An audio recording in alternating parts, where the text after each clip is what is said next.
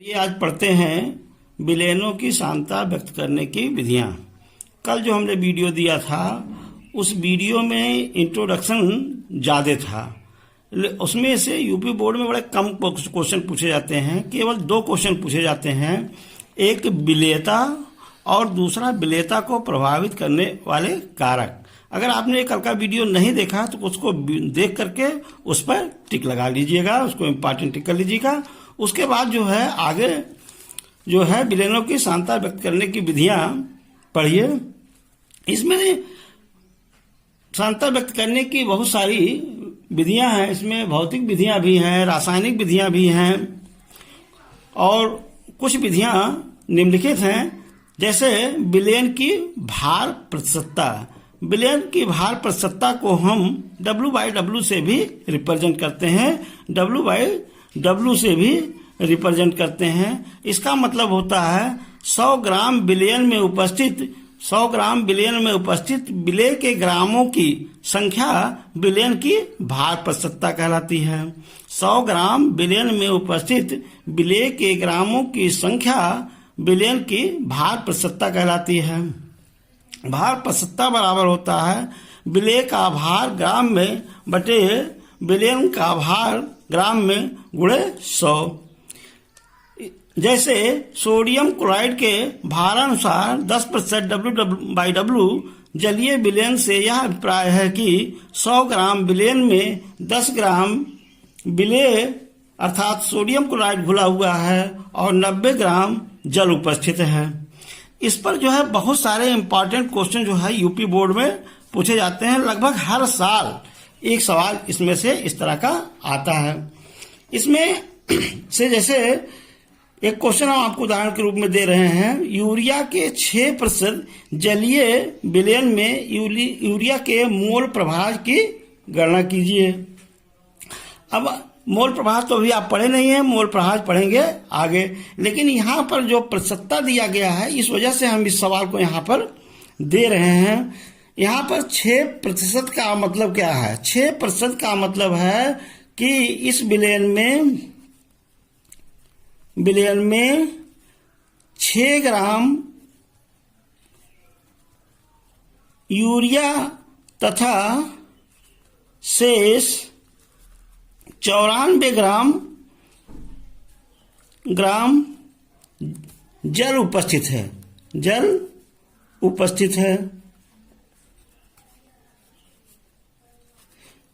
94 ग्राम जल उपस्थित है। अब हम मोल प्रभाव निकालने के लिए जो है पहले विलेय तथा विलायक का मोल बनाते हैं। अब आप जानते हैं कि मोलों की संख्या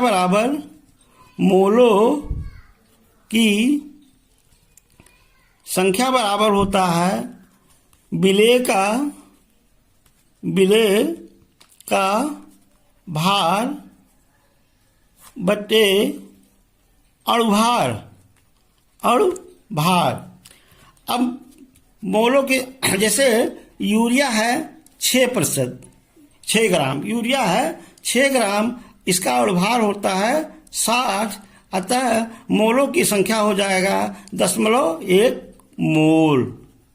0.1 मोल हो जाएगा यूरिया का। जल के मोलों की संख्या, जल के मोलों की संख्या बराबर 94 बटे 18। 18 पचे 90, 5 आया 4 और 0, 18 दूना 36, यह आएगा 5.22। अब मोल प्रभाव बराबर होता है विलेय के मोलों की संख्या, मोल प्रभाव बराबर होता है विलेय के मोलों की संख्या बटे विलेय धन विलायक के मोलों की संख्या। अब विलेय के मोलों की संख्या 1 है और विलायक के मोलों की संख्या 5.22 धन 0.1, तो ये हो जाएगा 0.1 बटे 5.32। इसको निकालिए, जितना आएगा वही जो है मोल प्रभाज हो जाएगा। विलेय का मोल प्रभाज अर्थात यूरिया का मोल प्रभाज हो जाएगा। चलिए अगले उदाहरण में आते हैं। यह उदाहरण जो है बहुत ही इम्पॉर्टेंट है और लगभग हर साल पूछा जाता है यूपी बोर्ड में, और नीट में, आईआईटी में भी ये सवाल पूछा जाता है। ये सवाल बहुत पेचीदा है, देखने में बड़ा छोटा है लेकिन बहुत ही कठिन है।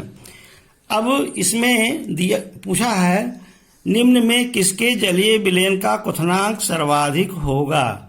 अब विलयन का क्वथनांक जो होता है यह अणुसंख गुण होता है, और अणुसंख गुण जो होता है वो मोलों या अणुओं की संख्या पर निर्भर करता है। अब जिसमें मोलों की संख्या अधिक होगी, जिसमें मोलों की संख्या या अणुओं की संख्या अधिक होगी, उसी का क्वथनांक सर्वाधिक होगा। इसको हम आगे भी पढ़ेंगे, लेकिन यहाँ चूंकि प्रतिशत की बात थी इसलिए हम जो है इसका उदाहरण यहाँ पर दे रहे हैं। अब सबसे पहले आप समझिए, मोलों की संख्या बराबर होता है, मोलों की संख्या बराबर होता है विलेय का भार ग्राम में बटे विलयन का भार ग्राम में। अब यहाँ पर हम देखें, अगर हम एक एक की बात करते हैं, ग्लूकोज की बात करते हैं तो ग्लूकोज का अणुभार होता है 180। ग्लूकोज का अणुभार होता है 180। अगर हम इसमें 180 से भाग दे दें तो भागफल आता है 0.005। यह है आपका ग्लूकोज। दूसरा है सुक्रोज। सुक्रोज का अणुभार होता है 342। अगर इसमें हम 342 से भाग दे देते हैं तो इसका मान आता है 0.0029। अब चूंकि सुक्रोज को जब जल में घोलते हैं तो यह एक अणु जो है 2 अणु में टूट जाता है, इसलिए इसका जो अणुओं की संख्या होगी वो होगी 0.00584। तीसरे नंबर पे हम NaCl को ले लेते हैं। NaCl को ले लेते हैं। NaCl का अणुभार होता है 58। तो एक में हम 58.5 से भाग दे देते हैं तो ये भागफल आता है 1.017।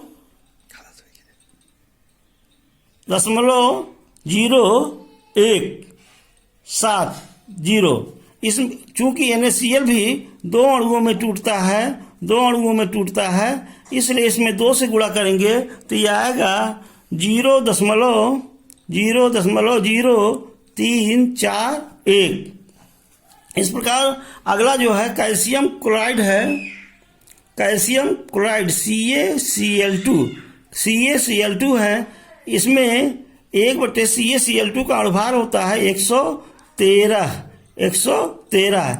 इसमें हम जब भाग देते हैं तो आता है 0.00884। अब चूंकि इसके 3 अणु आयनित होते हैं इसलिए इसका मान आता है 0.0265।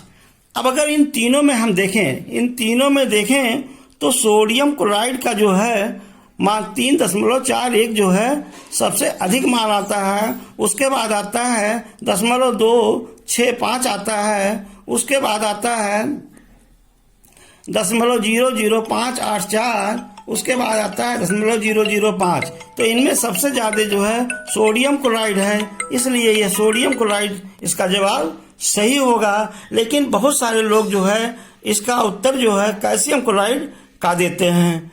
इसमें ये थोड़ी सी प्रॉब्लम थी, इसीलिए ये क्वेश्चन बहुत इंपॉर्टेंट है। अगला क्वेश्चन देखते हैं।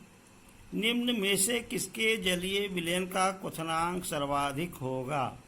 देखिए, ये सवाल बिल्कुल वही सवाल है जो पहले आपने पढ़ा है, लेकिन यहाँ पर जो है आपको डायरेक्ट मोलरता दिया गया है। इसमें डायरेक्ट जो है मोलरता दिया गया है और सबकी मोलरता जो है 0.1 m है। तो यह इस बात पर निर्भर करता है कि किसका आयनन अधिक होता है, किसका आयनन अधिक होता है। तो इसमें अगर हम ग्लूकोज को देखते हैं तो ग्लूकोज जो होता है यह आयनित नहीं होता है, ग्लूकोज जो है आयनित नहीं होता है। और दूसरा है सुक्रोज। सुक्रोज जो होता है यह आयनित होता है C12H22O11 प्लस H2O, ये टूट जाता है 2 अणु C6H12O6 में, यानी सुक्रोज जो है 2 अणु में टूट जाता है। अब तीसरे में आइए NaCl में। NaCl जब आयनित होता है तो Na प्लस में और प्लस Cl माइनस में टूट जाता है, यह भी 2 अणुओं में आयनित हो जाता है। तीसरे में आते हैं कैल्शियम क्लोराइड CaCl2, ये टूट जाता है Ca प्लस प्लस में प्लस 2Cl माइनस में। अगर हम इसमें देखें ग्लूकोज 0, अब इसमें देखें CaCl2 जो होता है यह कैल्शियम और 2 क्लोराइड आयन में टूट जाता है। तो कैल्शियम क्लोराइड में आयनों की संख्या अधिक होती है और प्रत्येक आयन जो है एक स्वतंत्र अणु की भांति व्यवहार करता है।